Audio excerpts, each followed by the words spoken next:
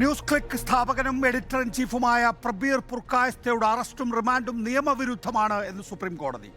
പ്രബീർ പുർക്കായസ്തയെ ജാമ്യം നൽകി വിട്ടയക്കാനും സുപ്രീം കോടതി ഉത്തരവിട്ടിട്ടുണ്ട്. നീതി നിഷേധത്തിന്റെയും ഏകാധിപത്യ സ്വഭാവത്തിന്റെയും കാലത്ത് സുപ്രീം കോടതിയുടെ നിരന്തരമായ ഇടപെടൽ പ്രതീക്ഷ നൽകുന്നു. ഇലക്ട്രൽ ബോണ്ടിൽ അരവിന്ദ് കെജ്രിവാളിനെ ജയിലിലടച്ച സംഭവത്തിൽ പ്രബീർ പുർക്കായസ്തയുടെ അറസ്റ്റിൽ എല്ലാം കേന്ദ്രത്തിന്റെ ആഗ്രഹത്തിനെതിരായ വിധിയാണ് സുപ്രീം കോടതിയിൽ നിന്നുണ്ടാകുന്നത്. അപ്പോഴും വിചാരണ കോടതികളും ജില്ലാ കോടതികളും മുതൽ ഹൈക്കോടതി വരെ നീതി അകലെയാണെന്ന വിമർശനം കടുക്കുകയും ചെയ്യുന്നു. ഏകാധിപത്യത്തിന് മുഖമടച്ചുള്ള അടിയും.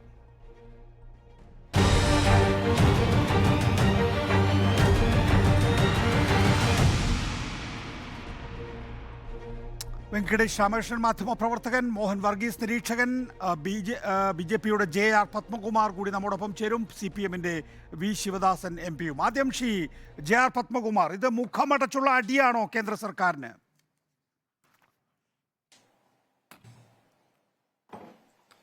ഒന്നുമല്ല.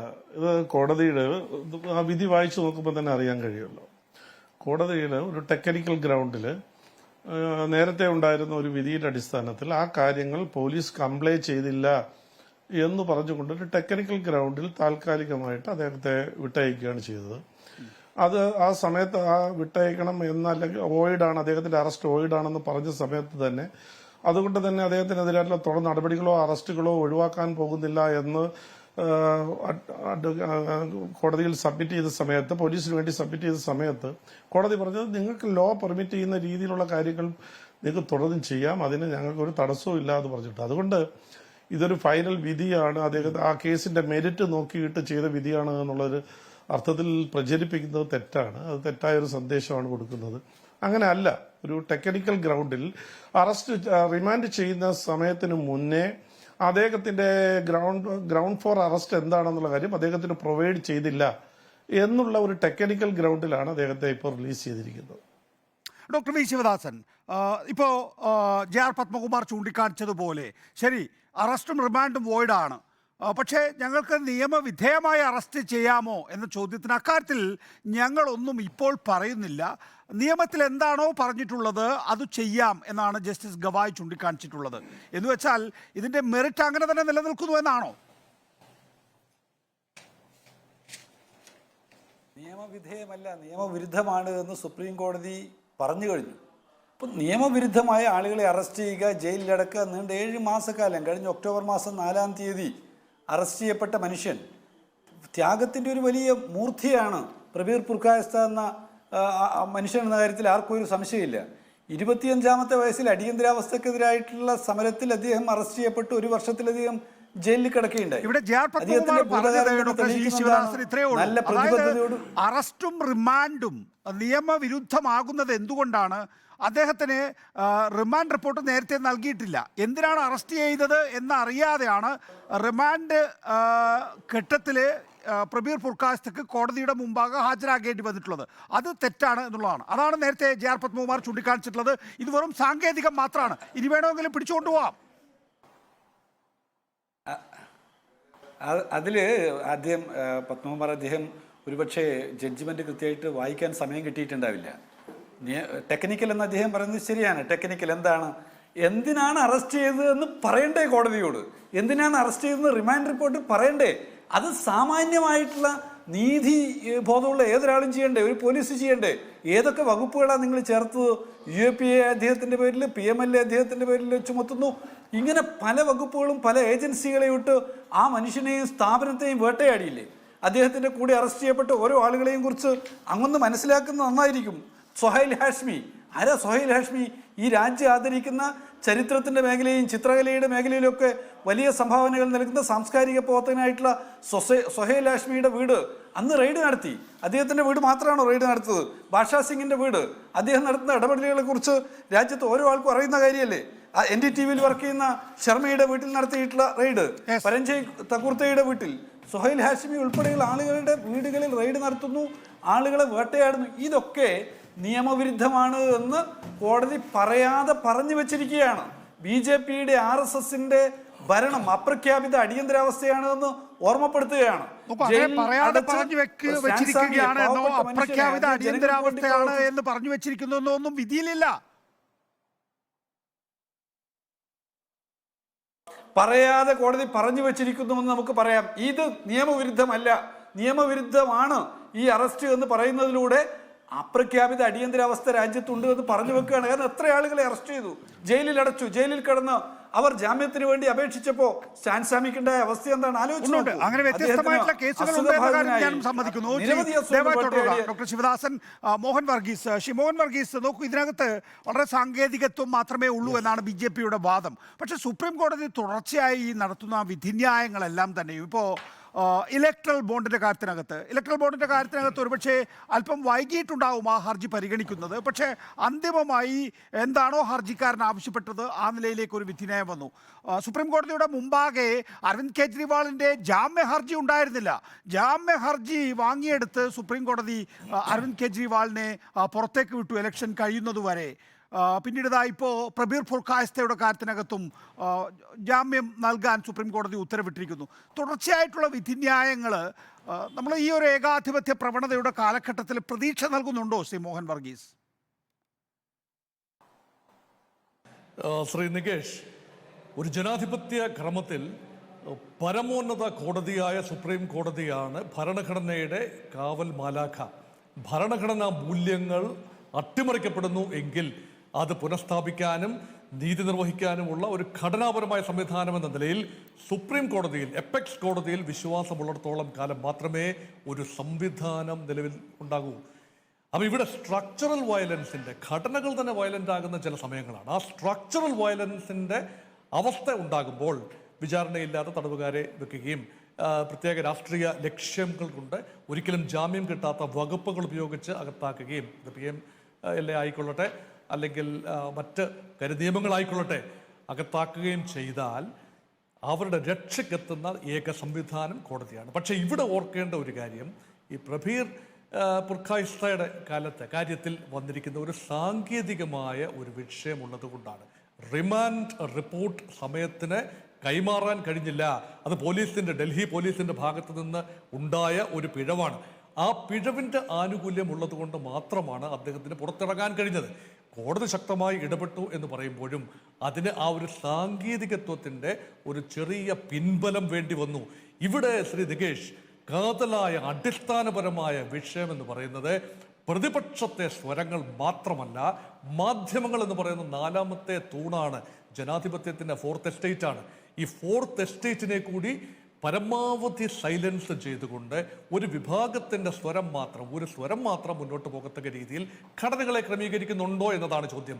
അങ്ങനെ ഉണ്ട് എന്നതിൻ്റെ 2-3 ഉദാഹരണങ്ങളാണ് ഇപ്പോൾ വന്നത്. പല കോടതി അവസാനമായി ഇടപെടേണ്ടി വന്നു. അത് മാത്രമല്ല, ഇതൊരു സീരീസ് ഓഫ് ഇൻസിഡൻസിൻ്റെ, ഇപ്പോൾ ഇലക്ട്രൽ ബോണ്ടിൻ്റെ കാര്യം ശ്രീ നികേഷ് സൂചിപ്പിച്ചു, അതുപോലെ ശ്രീ അരവിന്ദ് കെജ്രിവാളിനെ വിട്ടയക്കേണ്ടി വന്നൊരു സാഹചര്യം വിശദീകരിച്ചു.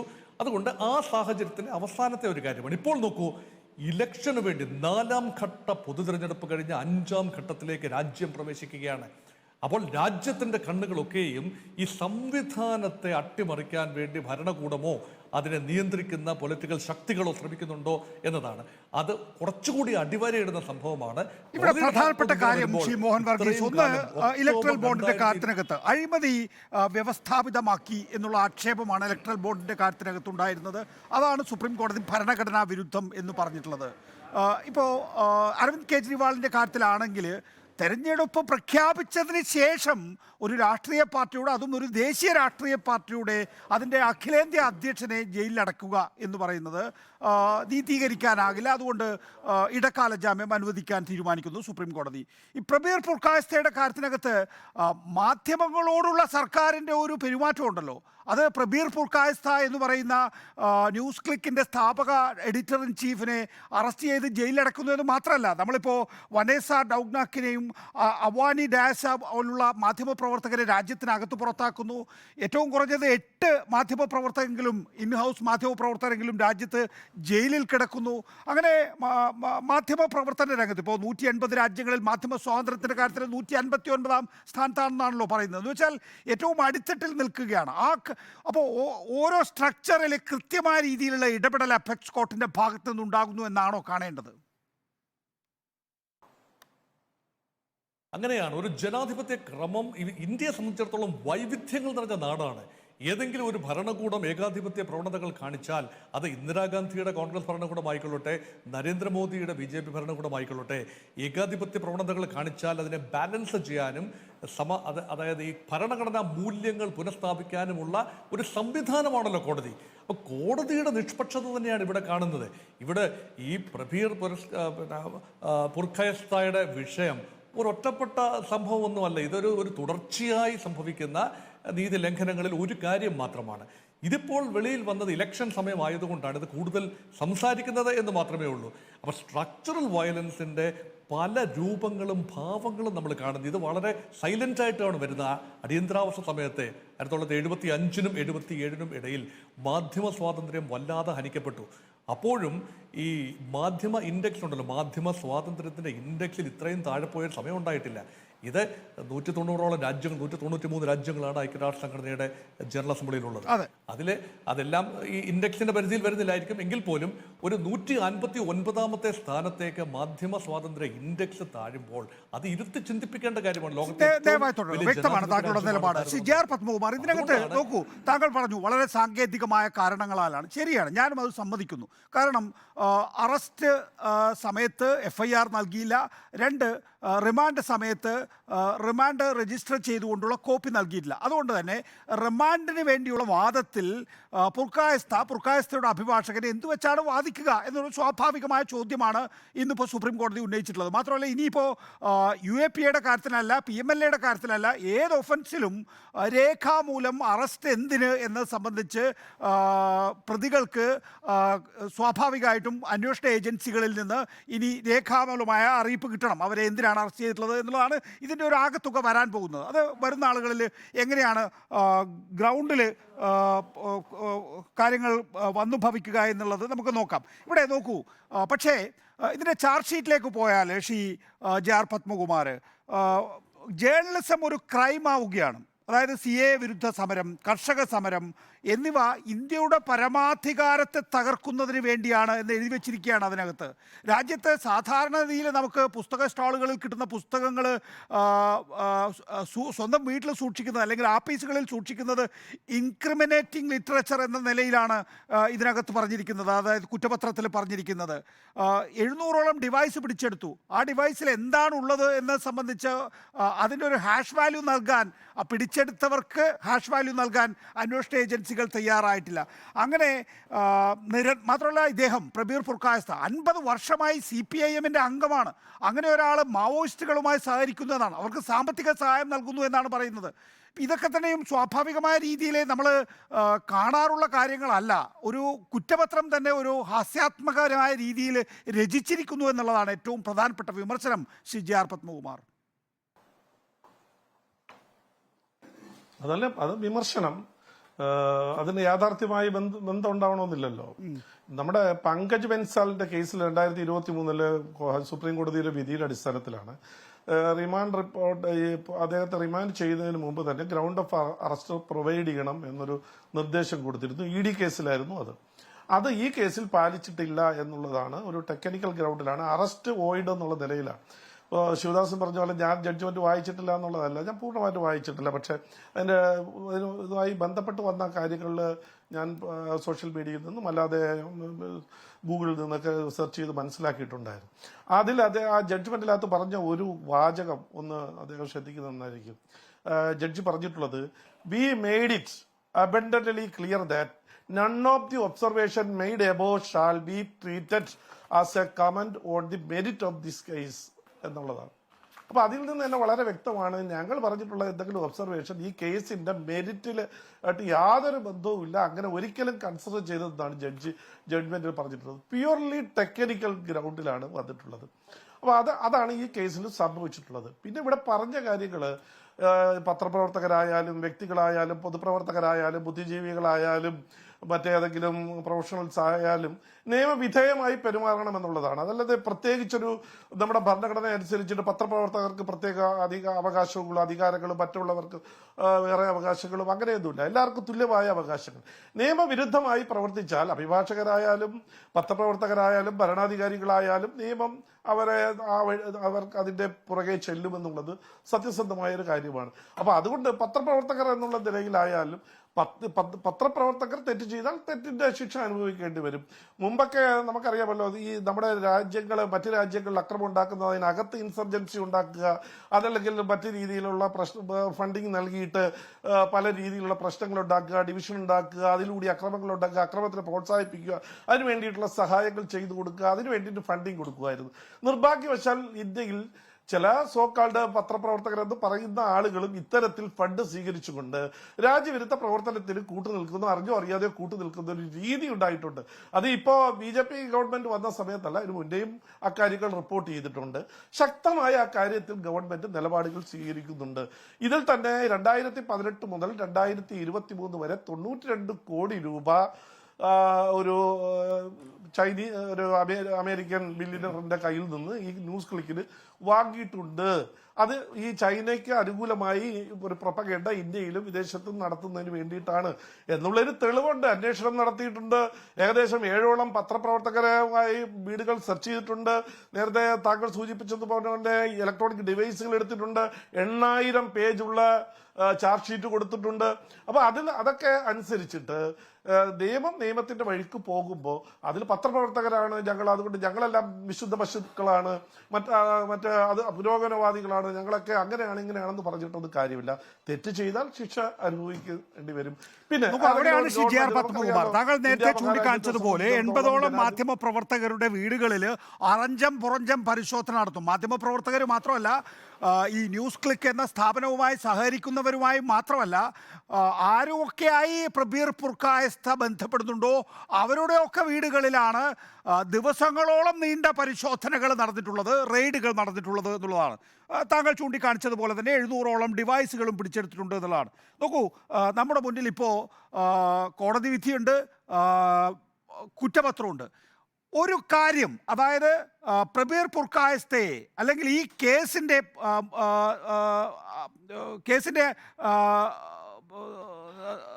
ആകെത്തുകയിൽ ഒരു ഒരു ഒരു കാലികവും പ്രസക്തവുമായിട്ടുള്ള ഒരു വിഷയം, പ്രബീർ പുർക്കായസ്ഥയോ ന്യൂസ് ക്ലിക്കിനെയോ ഇൻഡിക്റ്റ് ചെയ്യുന്ന ഒരു വിഷയം ശ്രീ ജെ ആർ പത്മകുമാർ അങ്ങേക്ക് ചൂണ്ടിക്കാണിക്കാമോ?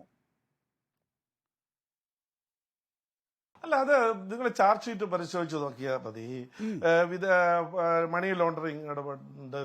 ഇവരൊക്കെ ചൈനയ്ക്ക് അനുകൂലമായി, ചൈനയുടെ ഒരു ടോക്കിംഗ് പോയിന്റ് ആയിട്ട് ഇവിടെ ഇന്ത്യയിൽ ചൈനയ്ക്ക് അനുകൂലമായി അല്ലെങ്കിൽ ഇന്ത്യ വിരുദ്ധമായ നിലപാടുകൾ പ്രചരിപ്പിക്കുന്നതിന് വേണ്ടിയിട്ട് അദ്ദേഹത്തിന്റെ സ്ഥാപനം ശ്രമിച്ചിട്ടുണ്ട്. അത് വളരെ ശരിയാണ്. അമേരിക്കൻ ഫണ്ട് സ്വീകരിച്ചിട്ടുണ്ട്.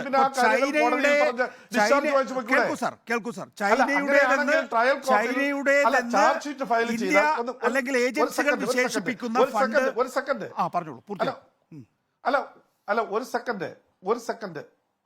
അങ്ങനെയാണെങ്കിൽ ഇപ്പൊ സുപ്രീം കോടതിയിൽ പോയി ഈ അറസ്റ്റ് വോയിഡ് ആണെന്ന് പറഞ്ഞ ആളുകൾക്ക് ചാർജ് ഷീറ്റ് ഫയൽ ചെയ്തതിനു ശേഷം ഡിസ്ചാർജ് പെറ്റീഷൻ ഇട്ട് ഡിസ്ചാർജ് വാങ്ങിച്ചപ്പോഴൂടെ എന്താ ചെയ്യാത്തത്? അത് പോവും. ഡിസ്ചാർജ് പെറ്റീഷൻ ആവല്ലോ. അത് പോകുമല്ലോ. അത് സ്വാഭാവികമായിട്ടും അതിന്റെ ബാക്കി നടപടികളാണ്. ഈ അറസ്റ്റ് നിയമവിരുദ്ധമാണ്. നോക്കൂ, നമ്മൾ ഒരു തർക്കമല്ല, അങ്ങോട്ടും ഇങ്ങോട്ടുള്ള സംവാദമാണ്. നോക്കൂ, കേൾക്കുക. അതായത് ഇപ്പോ ഒരു താങ്കളാണ് അല്ലെങ്കിൽ ഞാനാണ് ഇങ്ങനെ ഒരു കേസിൽ പ്രതി ചേർക്കപ്പെടുന്നത് എങ്കിൽ എൻ്റെ ആദ്യത്തെ വിഷയം എന്താണ്? എൻ്റെ അറസ്റ്റ് നിയമവിരുദ്ധമാണ് എന്നുള്ളതാണ്. അത് ഞാൻ ട്രയൽ കോർട്ടിൽ പോയി, ഹൈക്കോടതിയിൽ പോയി, രണ്ടിടത്തുനിന്നും എന്താണോ ഏജൻസികൾ പറയുന്നത് അതിനോടൊപ്പം ആ കോടതികൾ നിന്നു. പക്ഷെ സുപ്രീം കോടതി പറയുന്നു എന്റെ അറസ്റ്റ് നിയമവിരുദ്ധമാണ്, എന്റെ റിമാൻഡ് നിയമവിരുദ്ധമാണ് എന്നാണ്. അങ്ങനെ അല്ല, ഇത് ഇന്നലെ അറസ്റ്റ് ചെയ്തതല്ല, ചാർജ് ഷീറ്റ് ഫയൽ ചെയ്ത് കഴിഞ്ഞു. അതുകൊണ്ടാണ് സുപ്രീം കോടതി പറഞ്ഞത് സാധാരണ അറസ്റ്റ് വൈഡ് ആണെങ്കിൽ നമുക്ക് വെറുതെ റിലീസ് ചെയ്യുള്ളൂ, നിങ്ങൾ ജാമ്യത്തിൽ പുറത്തു പോകണം. ജാമ്യത്തിൽ പുറത്തു പോകണം എന്ന് പറഞ്ഞതിന്റെ കാര്യം അത് കുറ്റപത്രം സമർപ്പിച്ചത് കൊണ്ടാണല്ലോ. ശ്രീ ജെ ആർ പത്മകുമാർ, അങ്ങേക്കറിയാം എന്റെ ചോദ്യം. ഇപ്പോ താങ്കൾ പറയുന്നു ക്വിഡ് ഉണ്ടായിരുന്നു എന്നാണ്. നോക്കൂ, കോടതിയിൽ ഫയൽ ചെയ്യാമല്ലോ. ശരി, കേൾക്കൂ സാർ. അതായത് കോടതിയിൽ ഡിസ്ചാർജ് ഫയൽ ചെയ്യാം, ഹൈക്കോടതിയിൽ ഡിസ്ചാർജ് ഫയൽ ചെയ്യാം. സർ കേൾക്കൂ, അതായത് ന്യൂയോർക്ക് ടൈംസിന്റെ റിപ്പോർട്ട് പ്രകാരം നെവിൽ റോയ് സിംഗം എന്ന് പറയുന്ന ആള് ചൈനീസ് പ്രോപ്പഗാൻഡയ്ക്ക് വേണ്ടി അമേരിക്കൻ റൂട്ട് വഴി ഈ ന്യൂസ് ക്ലിക്ക് എന്ന സ്ഥാപനത്തിന് പണം നൽകി എന്നുള്ളതാണ്. അത് വ്യവസ്ഥാപിതമായ മാർഗത്തിലൂടെയാണ് വന്നത് എന്ന് ഈ ഏജൻസികൾ വ്യക്തമാക്കുന്നുണ്ട്. 3 ഏജൻസികളെങ്കിലും ഏറ്റവും കുറഞ്ഞത് അന്വേഷിക്കുന്നുണ്ട്. ഈ വ്യവസ്ഥാപിതമായ മാർഗത്തിലൂടെയാണ് ഈ ഫണ്ട് വന്നത് എന്ന് സമ്മതിക്കുന്നുണ്ട്. പക്ഷെ അത് ചൈനീസ് ഫണ്ടാണ് എന്നാണ് ആക്ഷേപം വരുന്നത്. ഇവിടെ താങ്കൾ നേരത്തെ പറഞ്ഞു ക്വിഡ് പ്രോക്കോ ഉണ്ടോ? ക്വിഡ് പ്രോക്കോ ഉണ്ട് എങ്കിൽ ഒരൊറ്റ തെളിവ്, ഒരൊറ്റ ആർട്ടിക്കിള്, ലിങ്ക് ഇല്ല എങ്കിൽ അതിന്റെ സ്ക്രീൻഷോട്ട് ആയാലും അയച്ചു തന്നാൽ മതി. ജി ആർ പത്മകുമാർ, അങ്ങനെ ഒന്നും ഇല്ല കുറ്റപത്രത്തിൽ. അത് നമ്മൾ ഒരു ടെലിവിഷൻ ചർച്ചയിലെ പാനലിസ്റ്റായി BJP-യുടെ പ്രതിനിധി വരുമ്പോ ഇല്ല, കുറ്റപത്രത്തിൽ ഇല്ലാത്ത കാര്യം എടുത്തു പറയരുത്. അല്ലല്ല, കുറ്റപത്രത്തില് എന്തൊക്കെ വകുപ്പിട്ടാ കുറ്റപത്രം ഫയൽ ചെയ്തിട്ടുള്ളത്? നിങ്ങൾ സെക്ഷൻ 13 UAPA 16, 17, 18, 23C IPC 153, 120 ഞാൻ ചോദിക്കുന്നത് ചാർജ് ഷീറ്റ് കോടതി സ്വീകരിക്കുമോ? അതൊന്നുമല്ല എന്റെ വിഷയം. എന്റെ വിഷയം എന്ന് പറയുന്നത് ഞാൻ ചൈനീസ് ഫണ്ട് സ്വീകരിച്ചിട്ടാണ് ഈ ടെലിവിഷൻ ചാനൽ നടത്തുന്നതെങ്കിൽ പ്രബീർ പുർക്കായസ്ത ന്യൂസ് ക്ലിക്ക് നടത്തുന്നത് എങ്കിൽ ഞാനോ അല്ലെങ്കിൽ പ്രബീർ പുർക്കായസ്തയോ ടെലിവിഷൻ ചാനലിലും അദ്ദേഹത്തിന്റെ വെബ്സൈറ്റിലും ചൈനീസ് അനുകൂലമായ ഒരു ലേഖനം വേണ്ടേ, ഒരു വാർത്ത വേണ്ടേ, ഒരു വരി വേണ്ടേ? അതെവിടെ? അങ്ങനെ അല്ലല്ലോ, നിയമവിധേയമായിട്ടല്ല. FDA അനുസരിച്ച് 92 കോടി രൂപ വാങ്ങിയിട്ടുണ്ട്. 9.59 കോടി രൂപ FDA ആയിട്ട് വന്നിട്ടുണ്ട്. ഇത് നിയമവിരുദ്ധമായ കാര്യത്തിന് വേണ്ടിയിട്ടാണ് എന്നുള്ളതാണ്. മാത്രമല്ല, ലഷ്കർ നമ്മുടെ കാശ്മീരിലെ വിഘടനവാദികൾക്ക് ഫണ്ട് ഉണ്ടാക്കിയിട്ടുണ്ട്. ഷഹീൻ ബാഗിൽ സമരം ആളിക്കത്തിക്കുന്നതിന് വേണ്ടിയിട്ട് ഈ ഫണ്ട് ഉപയോഗിച്ചിട്ടുണ്ട്. കർഷക സമരം ആളിക്കത്തിക്കുന്നതിന് വേണ്ടി ഫണ്ട് ഉപയോഗിച്ചിട്ടുണ്ട്. ഇതെല്ലാം അതിനകത്തുണ്ട്. ശരി, അന്വേഷണത്തിന്റെ ഭാഗമാണ്. ശിവദാസൻ നോക്കൂ, പ്രബീറിന്റെ CPM ബന്ധം മതി. അതായത് ന്യൂസ് ക്ലിക്ക് പറയുന്നത് 50 കൊല്ലമായി CPM-ന്റെ അംഗമാണ് പ്രബീർ പുർക്കായസ്ത. അതുകൊണ്ട് തന്നെ അദ്ദേഹത്തിന് മാവോയിസ്റ്റ് ആകാനാകില്ല, മാവോയിസ്റ്റുകൾക്ക് സാമ്പത്തികമായ സഹായം നൽകാനാകില്ല എന്നാണ്. പക്ഷേ നേരത്തെ ഇവിടെ സൂചിപ്പിച്ചതുപോലെ തന്നെ പ്രബീർ പുർക്കായസ്തയ്ക്ക് പണം ലഭിച്ചിട്ടുണ്ട്. ആ പണം അദ്ദേഹം എങ്ങനെയൊക്കെയാണ് ഉപയോഗിക്കേണ്ടത് എന്ന് തീരുമാനിക്കുന്നത് അദ്ദേഹത്തിൻ്റെ CPM ബന്ധമല്ല. അദ്ദേഹത്തിന് ഏത് കാര്യത്തിനാണോ പണം നൽകുന്നത് ആ കാര്യത്തിനാണ് അദ്ദേഹം ഉപയോഗിക്കുക.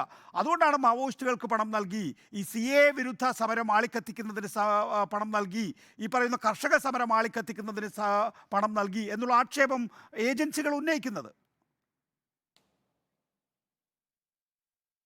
ഇതിൽ എൻ്റെ ചെറിയ ചില സംശയങ്ങൾ, ഈ നെവിൽ റോയ് സിംഗം എന്ന് പറയുന്ന അമേരിക്കയിലെ കച്ചവടക്കാരൻ, വലിയ വ്യവസായിയായിട്ടുള്ള അയാൾ 785 മില്യൺ ഡോളറിന് തൻ്റെ സ്ഥാപനം വ്യവസായം വിൽപ്പന നടത്തുന്നു. വിൽപ്പനയ്ക്ക് ശേഷം ഉണ്ടായിട്ടുള്ള തുക അദ്ദേഹം വിവിധ രാജ്യങ്ങളിലെ സേവന പ്രവർത്തനങ്ങൾക്കും തൊഴിലാളി കർഷക ബഹുജന പ്രവർത്തനങ്ങളുടെ അവരുടെ ഇടയിൽ അവരെ സഹായിക്കുന്നതിന് വേണ്ടി നടക്കുന്ന പ്രവർത്തനങ്ങൾക്കും വിനിയോഗിച്ചു എന്നാണ് പറയുന്നത്. അങ്ങനെ പറഞ്ഞതിൽ ഒരു ഭാഗം അദ്ദേഹം ഇന്ത്യയിലും ചെലവഴിച്ചിട്ടുണ്ട് എന്നുള്ളതും കാണാൻ കഴിയുക. അതിൽ അദ്ദേഹത്തിനെതിരായി ലോകത്തിൻ്റെ ഏതെങ്കിലും ഭാഗത്ത് മറ്റേതെങ്കിലും കേസ് രജിസ്റ്റർ ചെയ്യപ്പെട്ടിട്ടുണ്ടോ എന്ന് അറിഞ്ഞാൽ കൊള്ളാമെന്നുണ്ട്. അതിൽ അമേരിക്കയിൽ നിന്നാണല്ലോ ന്യൂയോർക്ക് ടൈംസ് ഇങ്ങനെ റിപ്പോർട്ട് ചെയ്തിട്ടുള്ളത്. അമേരിക്ക എന്ന് പറയുന്നത് ചൈനയെ ഏറ്റവും വലിയ ശത്രുരാജ്യം എന്ന നിലയിൽ നോക്കിക്കാണുന്ന ഒരു രാജ്യമാണ്. ട്രംപ് പ്രസിഡൻ്റായ സമയത്താണല്ലോ ഈ ഏർപ്പാടുകൾ നടക്കുന്നത്. അവിടെ ഏതെങ്കിലും കേസ് രജിസ്റ്റർ ചെയ്യപ്പെട്ടിട്ടുണ്ടോ? അമേരിക്കയിൽ നിന്ന് അദ്ദേഹം ചൈനീസ് പക്ഷപാതി എന്ന നിലയിൽ ചൈനീസ് പ്രൊപ്പഗാൻഡ പ്രചരിപ്പിക്കുന്നതിന് വേണ്ടി ഇടപെട്ടു എന്നുള്ള വല്ല കേസും രജിസ്റ്റർ ചെയ്യപ്പെട്ടിട്ടുണ്ടോ എന്നുള്ള ഒരു സംശയം. 2, ന്യൂസ് ക്ലിക്ക് എന്ന് പറയുന്ന ഓൺലൈൻ മാധ്യമം, ആ മാധ്യമത്തിനകത്ത് ഏതെങ്കിലും ഒരു ഭാഗത്ത് ചൈന എന്ന് പറയുന്ന രാജ്യത്തെ പ്രൊമോട്ട് ചെയ്യുന്നതിന് വേണ്ടി എന്തെങ്കിലും ശ്രമം നടത്തിയിട്ടുണ്ടോ? മറ്റൊരു കാര്യം ഞാനിവിടെ പറയാൻ ആഗ്രഹിക്കുന്നത്, ഇന്ത്യയിൽ പ്രവർത്തിക്കുന്ന ഓൺലൈൻ മാധ്യമങ്ങളിൽ ഏറ്റവും മാന്യമായ ഭാഷ ഉപയോഗിച്ച് മാത്രം റിപ്പോർട്ടുകൾ തയ്യാറാക്കിയിട്ടുള്ള വാർത്താവതരണം നടത്തിയിട്ടുള്ള ഒരു ചാനലാണ് ന്യൂസ് ക്ലിക്ക് എന്ന് അഭിമാനത്തോടുകൂടി അതിൽ പ്രവർത്തിക്കുന്ന ആളുകൾ പറയുന്നത് ഞാൻ കേട്ടിട്ടുണ്ട്. പിന്നെ മറ്റൊന്ന്, ഈ ചാനലുമായി ബന്ധമുള്ള 40-45ഓളം ആളുകളുടെ വീടുകളിലേക്ക് ഒരു ദിവസം പുലർച്ചെ റെയ്ഡ് നടത്തുകയാണ്. ആ റെയ്ഡ് നടന്നിട്ടുള്ള സ്ഥലങ്ങളിലൊന്ന് എൻ്റെ ഓഫീസ്, ഞാൻ പ്രവർത്തിക്കുന്നിടത്തെ ഓഫീസിൽ ഉൾപ്പെടെ റെയ്ഡ് നടന്നിട്ടുണ്ട്. കർഷക തൊഴിലാളി യൂണിയൻ്റെ ഓഫീസ്. അവിടെ റെയ്ഡ് നടത്തിയിട്ട് അവിടെ ഒരു ചെറുപ്പക്കാരൻ, അവൻ്റെ ആകെയുള്ള ആയുധം എന്ന് പറയുന്നത് ഒരു മൊബൈലും ഒരു ലാപ്ടോപ്പും എടുത്തിട്ട് അതിനകത്ത് ലാപ്ടോപ്പിൽ പോസ്റ്ററുകളും വീഡിയോയും ഒക്കെ എഡിറ്റ് ചെയ്തൊക്കെ കൊടുത്തിട്ട് ഉപജീവനം നടത്തുന്ന ഒരു ചെറുപ്പക്കാരനാണ്. ആ ചെറുപ്പക്കാരൻ്റെ ലാപ്ടോപ്പും പിടിച്ചുകൊണ്ടുപോയി, മൊബൈലും പിടിച്ചുകൊണ്ടുപോയി. ഇത്രയും മാസമായിട്ട് അത് തിരിച്ചു കൊടുക്കാൻ, അതുപോലെ അന്നേ ദിവസം ഇങ്ങനെ കൈക്കലാക്കിയിട്ടുള്ള ലാപ്ടോപ്പുകളും മൊബൈലുകളും പാവപ്പെട്ടവരാണ്, അവർ തൊഴിലെടുത്ത് ജീവിക്കുന്നവരാണ്, ജേർണലിസ്റ്റുകൾ എന്ന നിലയിൽ ഇങ്ങനെയുള്ള വിഷ്വൽ മീഡിയയിലൊക്കെ ഇടപെട്ട് ജീവിക്കുന്നവരാണ്. അവർക്കത് തിരിച്ചു കൊടുക്കാൻ എന്തുകൊണ്ട് കഴിയുന്നില്ല കഴിയുന്നില്ല എന്ന് കൊടുക്കേണ്ട എന്നുള്ള തീരുമാനമാണ്. ഇങ്ങനെ ഇത്തരത്തിലുള്ള മാധ്യമ സ്ഥാപനങ്ങളോടൊപ്പം നിൽക്കുന്നവർ, പുരോഗമന പ്രസ്ഥാനത്തിനൊപ്പം അവിടെ നിൽക്കുന്നവർ, ഈ ആരോപണം മോദി ഇതാണ് സർക്കാരിനെതിരായിട്ട് ഡോക്ടർ വാർത്തകൾ ശിവദാസൻ, റിപ്പോർട്ട് കലാപകാരികൾക്ക് ചെയ്യുന്നതിന് പണം സഹായിക്കുന്ന നൽകുന്നു ആളുകൾ എംപ്ലോയീസിലൂടെ. അവരെയൊക്കെ വാർത്തയെടുക്കുക എന്നുള്ളതാണ്.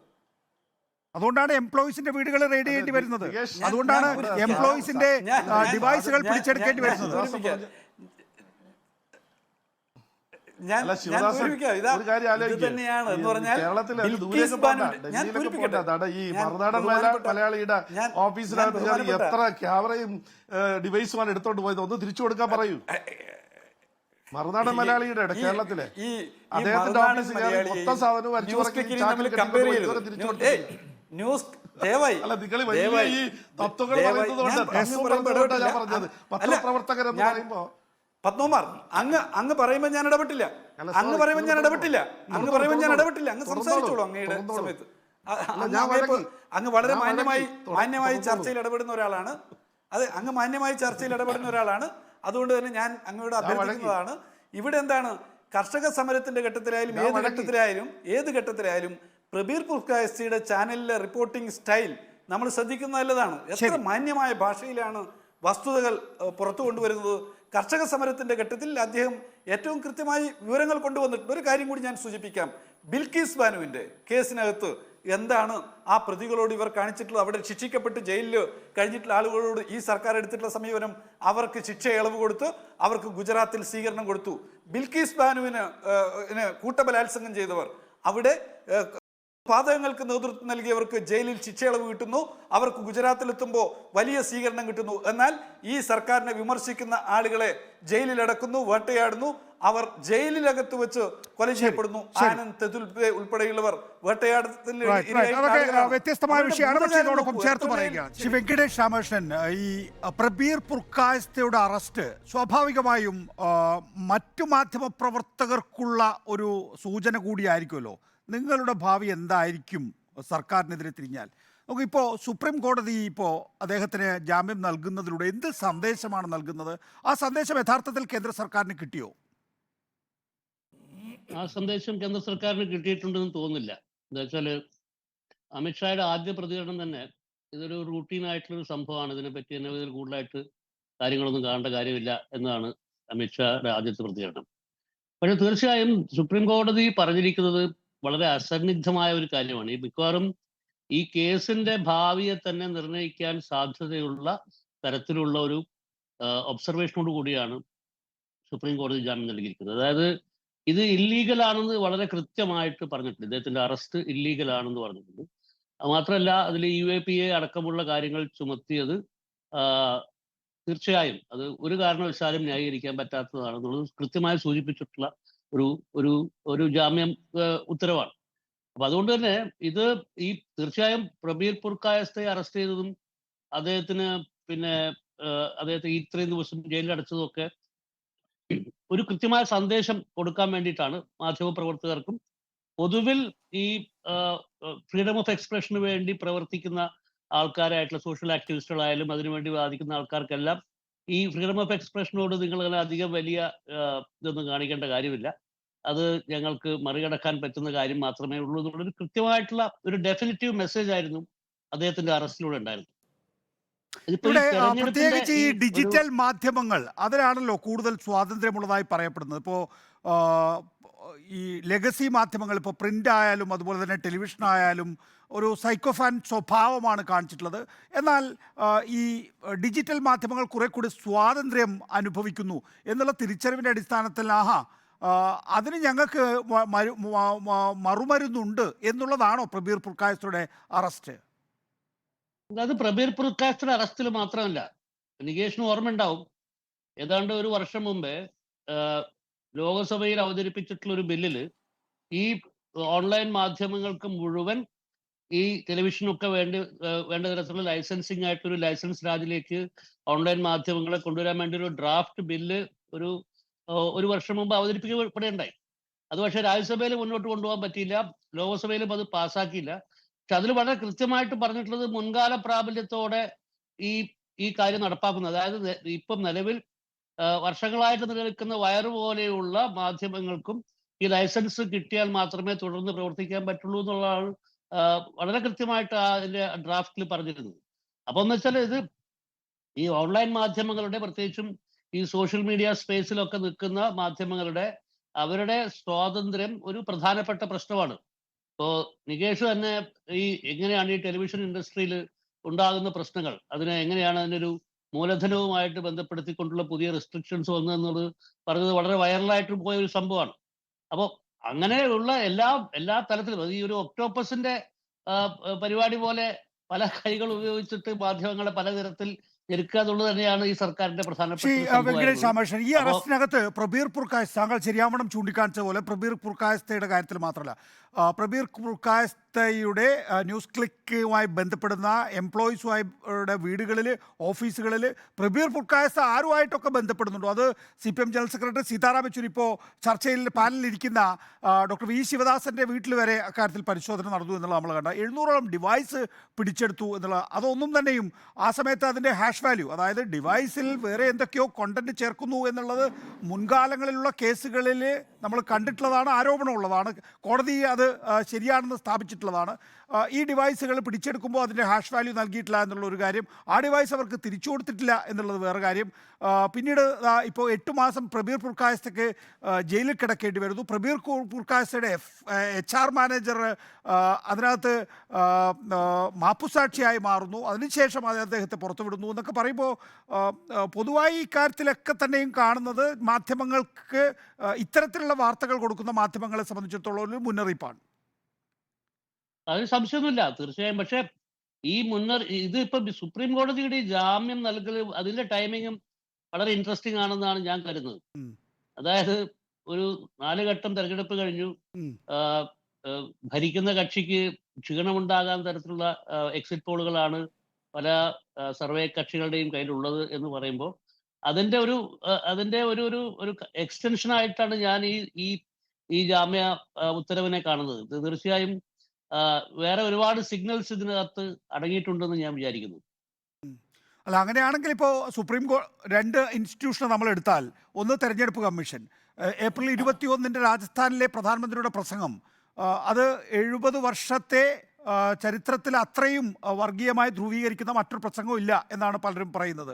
അക്കാര്യത്തിലൊരു നടപടി ഉണ്ടായിട്ടില്ല. ഇലക്ഷൻ കമ്മീഷൻ അതിൻ്റെ ഏറ്റവും നമ്മളൊരു റേറ്റിംഗ് എടുത്താൽ അതിൻ്റെ ഏറ്റവും കുറഞ്ഞ റേറ്റിംഗിൽ നിൽക്കുന്നു. അതേസമയം സുപ്രീം കോടതി ആകട്ടെ ജനാധിപത്യത്തിന് പുതിയ പ്രതീക്ഷ നൽകുന്നു എന്നാണോ പറയുന്നത്? അല്ലല്ല, ഞാൻ നമ്മുടെ ജുഡീഷ്യറിയെ പറ്റിയിട്ട് ഇപ്പൊ സമീപകാലത്ത് നമ്മുടെ ജുഡീഷ്യറിയെ പറ്റി എനിക്ക് അത്ര വലിയ നല്ല അഭിപ്രായമുള്ള ഒരാളൊന്നുമല്ല.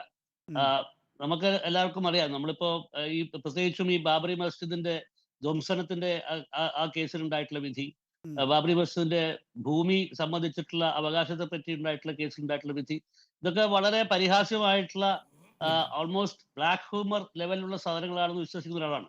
അപ്പൊ ജുഡീഷ്യറി അങ്ങനെ ഒരു വലിയ റിഡീം ചെയ്തൊന്നും ഞാൻ പറയുന്നില്ല. പക്ഷെ ഇതില് ഈ പറഞ്ഞ രീതിയിൽ ഈ ജുഡീഷ്യറി, നമ്മുടെ ജുഡീഷ്യറിക്ക് ഉണ്ടായിരുന്ന ഏറ്റവും വലിയ കാര്യം, അത് അടിയന്തരാവസ്ഥ കാലം മുതൽ ഇങ്ങോട്ടുണ്ടായിട്ടൊരു പ്രധാനപ്പെട്ട കാര്യം, ഭരിക്കുന്ന ആൾക്കാരുടെ അല്ലെങ്കിൽ ഇൻസ്റ്റിറ്റ്യൂഷൻസിന്റെ എക്സിക്യൂട്ടീവിന്റെ അധികാരത്തിന് മുമ്പിൽ കീഴടങ്ങാത്ത ഒരു ഇൻസ്റ്റിറ്റ്യൂഷനായിരുന്നു നമ്മുടേത്.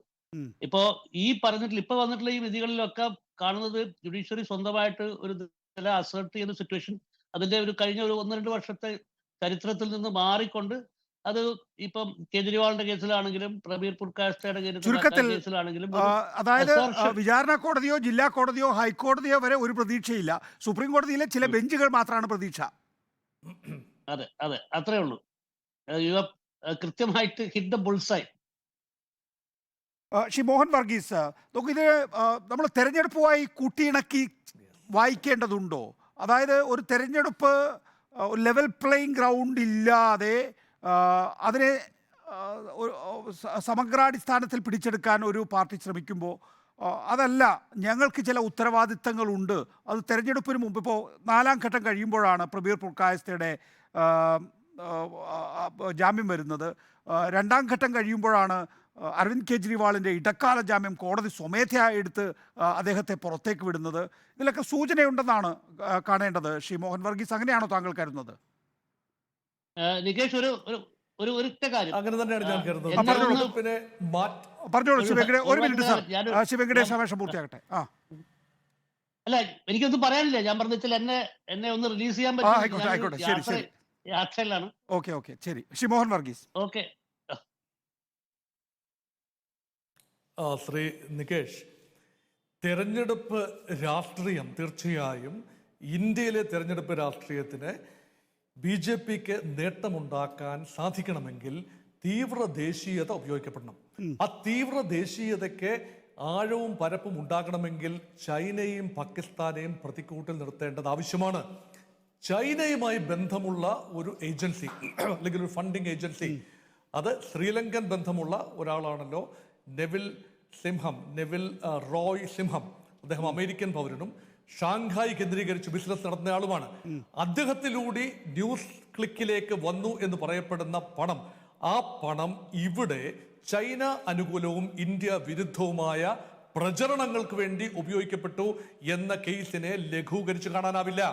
അത് തീർച്ചയായും അങ്ങനെയാണ് സംഭവിക്കുന്നതെങ്കിൽ അത് തീർച്ചയായും രാജ്യദ്രോഹ കുറ്റം തന്നെയാണ്. ഇവിടെ കാണുന്ന രണ്ട് സംഭവങ്ങൾ, ഇവിടെ രാജ്യത്തെ പിടിച്ചൊലച്ച രണ്ട് പ്രക്ഷോഭങ്ങളാണ്. പൗരത്വ ഭേദഗതിയുമായി ബന്ധപ്പെട്ട പ്രക്ഷോഭവും അതുപോലെ കർഷക പ്രക്ഷോഭവും. ഈ രണ്ട് പ്രക്ഷോഭങ്ങൾക്കും ഒരു പ്രത്യേക നിറം കൊടുക്കാനായി കേന്ദ്ര സർക്കാർ ആദ്യം മുതൽ തന്നെ ശ്രമിച്ചു എന്ന് കാണാം. ആ കർഷക പ്രക്ഷോഭത്തിൻ്റെയും പൗരത്വ ഭേദഗതി പ്രക്ഷോഭത്തിൻ്റെയും കുന്തമുനയായി നിന്നത് ഇടതുപക്ഷ തീവ്ര വിഭാഗങ്ങളാണ് എന്ന ഒരു നറേറ്റീവ് കൊടുക്കുകയും ആ നറേറ്റീവിൽ നിന്നുകൊണ്ട് ചൈന ബന്ധമുള്ള തീവ്ര പ്രസ്ഥാനങ്ങളാണ്, അവർക്ക് നേരിട്ട് ഫണ്ട് ചെയ്യാൻ ബുദ്ധിമുട്ടുള്ളതുകൊണ്ട് പ്രവീൺ പൊർസ്കായ പോലെയുള്ള ആളുകളിലൂടെ ഈ ന്യൂസ് ക്ലിക്കിലൂടെ ഒക്കെ ആ പണം എത്തിച്ചു നൽകുകയാണ് എന്ന ഒരു ലാർജർ പിക്ചറാണ്. അതുകൊണ്ട് ഇന്ത്യയെ ഡീസ്റ്റെബിലൈസ് ചെയ്യാൻ, അസ്ഥിരപ്പെടുത്താനായി ചൈന ശ്രമിക്കുന്നു. അതിലൊരു അമേരിക്കൻ ബന്ധം കൂടിയുണ്ട്. ഈ പറയുന്നയാള് അമേരിക്കൻ പൗരനാണെന്ന് ഓർക്കണം.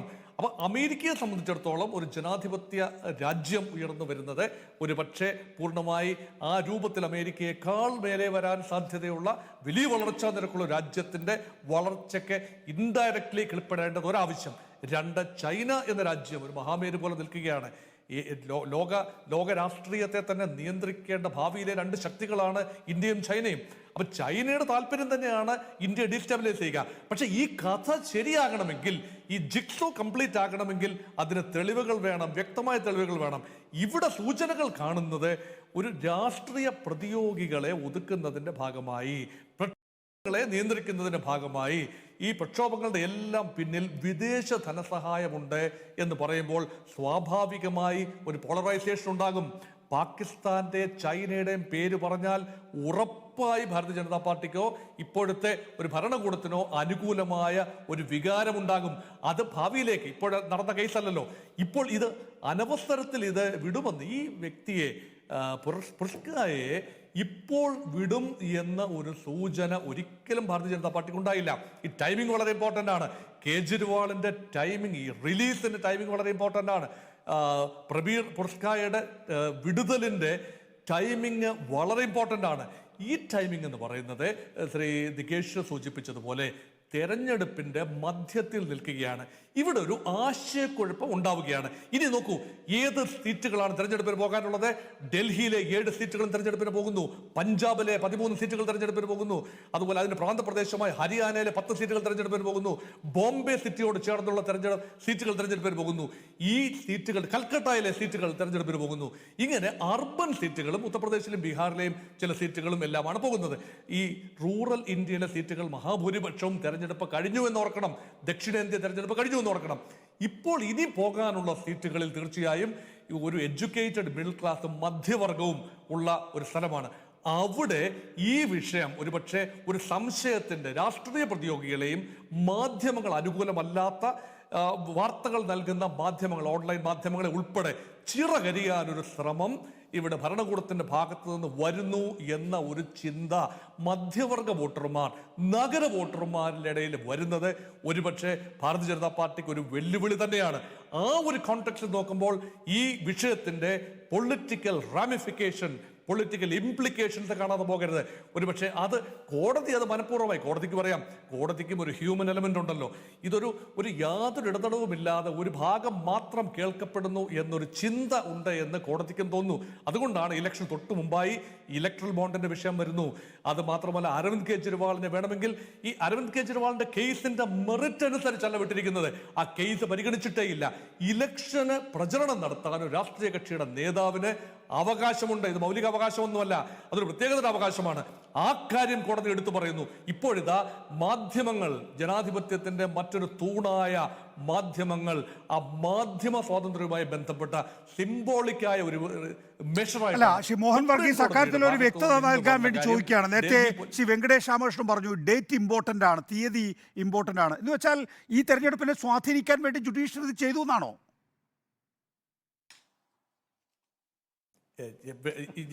എനിക്കിപ്പോഴും ഒരു സംശയമുണ്ട്. ഒരു പരമോന്നത നീതികൾ ഇപ്പൊ നേരത്തെ നമ്മൾ ഭംഗ്യാന്തരേണ പറഞ്ഞു വെച്ചല്ലോ, ചില ബെഞ്ചുകളിലാണ് പ്രതീക്ഷ, അല്ലാതെ ഹൈക്കോടതിയിലോ താഴേക്കിടയിലുള്ള കോടതികളിലോ അല്ല, സുപ്രീം കോടതിയുടെ ചില ബെഞ്ചുകളിലാണ്. RS ഗവായി നേതൃത്വം നൽകിയ രണ്ടംഗ ബെഞ്ചാണല്ലോ ഈ തീരുമാനമെടുത്തത്. ഇപ്പോഴത്തെ ചീഫ് ജസ്റ്റിസ് ചന്ദ്രചൂഡ് നേതൃത്വം നൽകുന്ന ഭരണഘടനാ ബെഞ്ചിൽ ഒരുപക്ഷെ വിശ്വാസ്യതയുണ്ട്. അപ്പം ഇത് വ്യക്തികൾ, സുപ്രീം കോടതിയിലെ ജഡ്ജികളും വ്യക്തികളാണ്, അവർക്കും അഭിപ്രായങ്ങളുണ്ട്.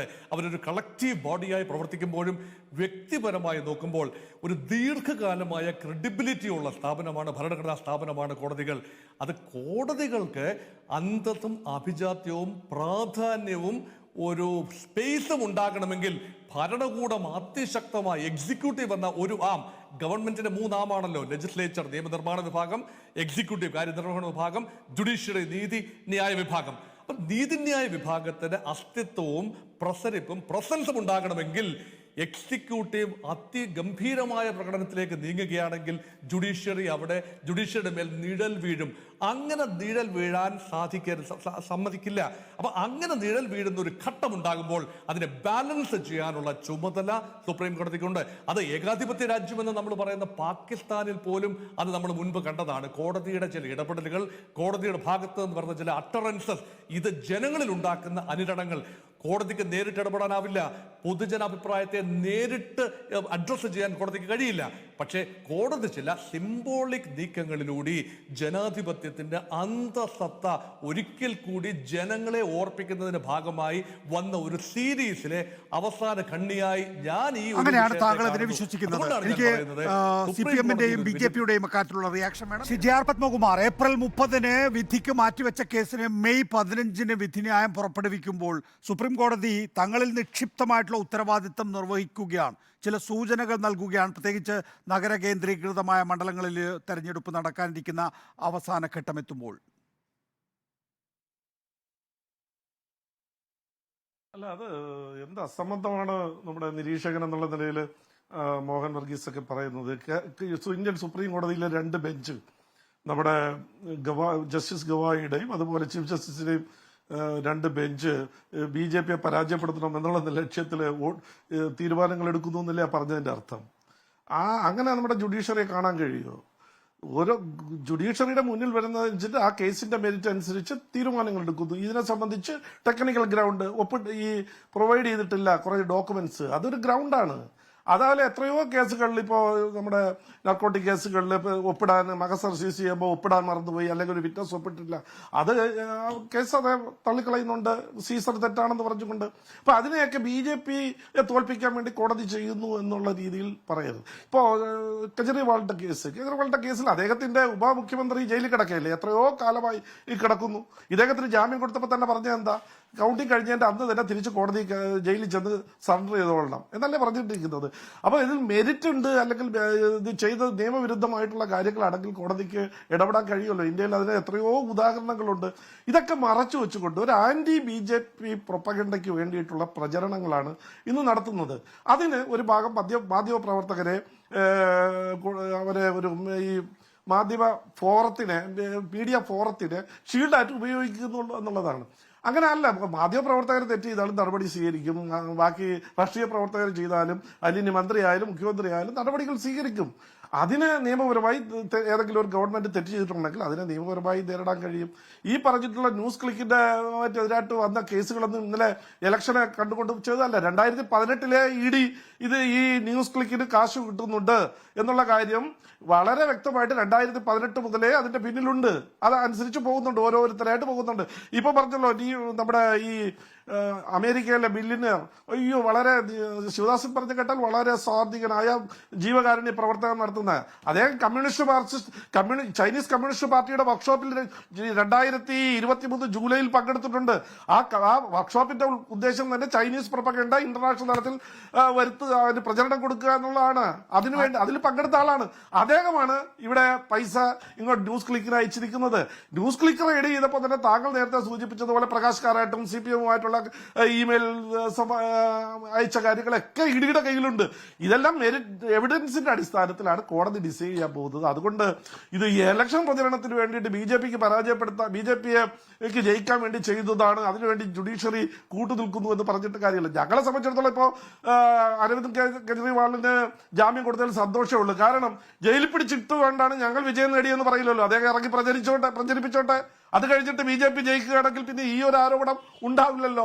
അദ്ദേഹത്തിന് ജാമ്യം കിട്ടുകയോ കിട്ടാതിരിക്കുകയോ ചെയ്തോട്ടെ. ഞങ്ങളെ സംബന്ധിച്ചിടത്തോളം ഞങ്ങൾ കഴിഞ്ഞ 10 വർഷക്കാലമായി സാധാരണ ജനങ്ങൾക്ക് വീടുണ്ടാക്കി കൊടുക്കാനും അവർക്ക് ചികിത്സാ സഹായം കൊടുക്കാനും അവർക്ക് കുടിവെള്ളം എത്തിച്ചു കൊടുക്കാനും അങ്ങനെയുള്ള വികസന പ്രവർത്തനങ്ങളാണ് ഞങ്ങൾ ചെയ്തിട്ടുള്ളത്. അതിന് അനുസൃതമായി ജനങ്ങൾ വോട്ട് ചെയ്യും. അതുകൊണ്ട് ഞങ്ങൾക്ക് ആ കാര്യത്തിൽ ലേശം ഭയമില്ല.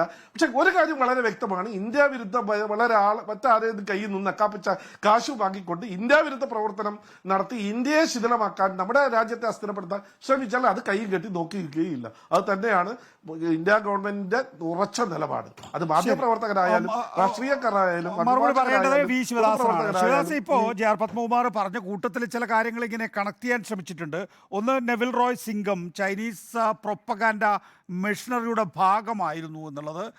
ഈ പറയുന്ന നെവിൽ റോയ് സിംഗം ഇവിടെ വന്ന് പ്രബീർ പുർക്കായസ്ത എന്ന ആൾക്ക് ഏതാണ്ട് 70-ലധികം കോടി രൂപ ഫണ്ട് ചെയ്യണമെങ്കിൽ ഒരു ഉദ്ദേശവും ഇല്ലാതെ ഉണ്ടാകില്ല. ന്യൂയോർക്ക് ടൈംസ് ആ നിലയിൽ ഒരു വാർത്തയും നൽകിയിട്ടുണ്ട്. ഈ പറയുന്ന ന്യൂസ് ക്ലിക്ക് മുഖാന്തരമാണ് ഇന്ത്യ വിരുദ്ധ പ്രവർത്തനത്തിന് ചൈന ഫണ്ട് ചെയ്യുന്നത് എന്ന്. ഇവിടെ പ്രവർത്തിക്കുന്ന ചില ചൈനീസ് ടെലികോം കമ്പനികൾ അവരുടെയും പങ്കാളിത്തം സംബന്ധിച്ച് ചില സംശയങ്ങൾ ഏജൻസികൾക്കുണ്ട്. നോക്കൂ, അങ്ങനെയാണ് എങ്കിൽ CPM-ന് തന്നെ അക്കാര്യത്തിൽ നേരിട്ടുള്ള ബന്ധം ഉണ്ടാകണം ഡോക്ടർ വി ശിവദാസൻ. കാരണം ഇദ്ദേഹം പ്രബീർ പുർക്കായസ്ത 50 വർഷമായി CPM അംഗമാണല്ലോ. അപ്പോൾ ചൈനീസ് പ്രോപ്പഗാൻഡ യഥാർത്ഥത്തിൽ ഈ പറയുന്ന ന്യൂസ് ക്ലിക്ക് എന്ന മാധ്യമത്തിലൂടെ മാത്രമല്ല CPM-ലൂടെയും.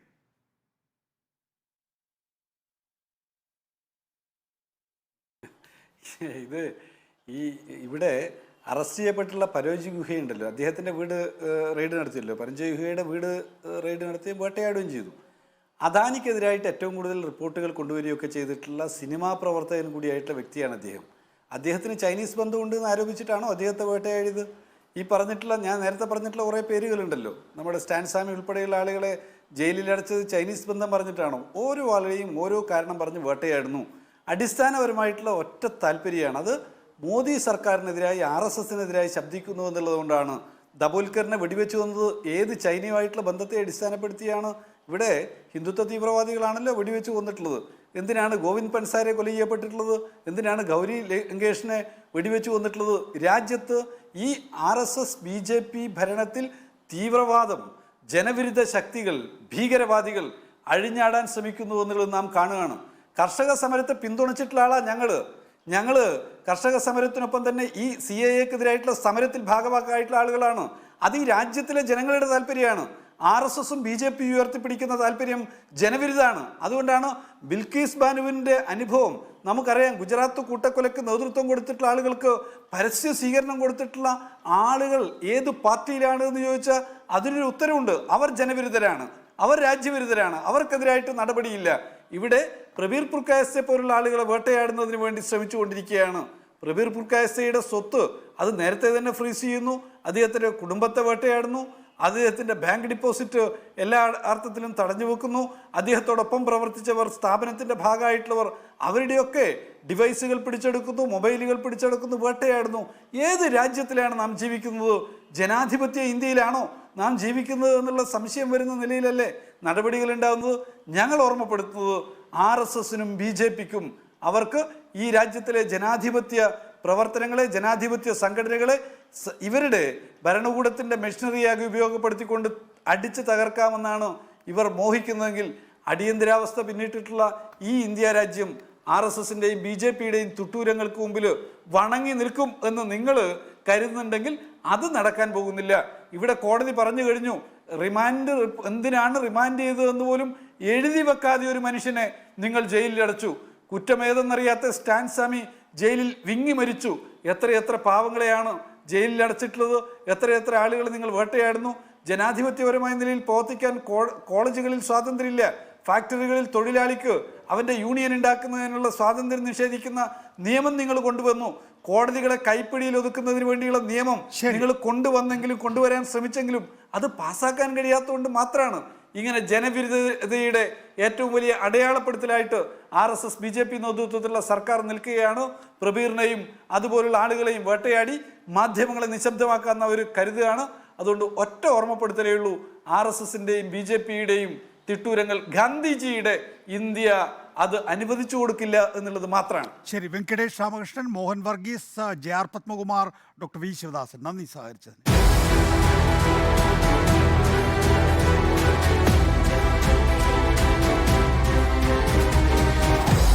Debate with MV Nikesh Kumar.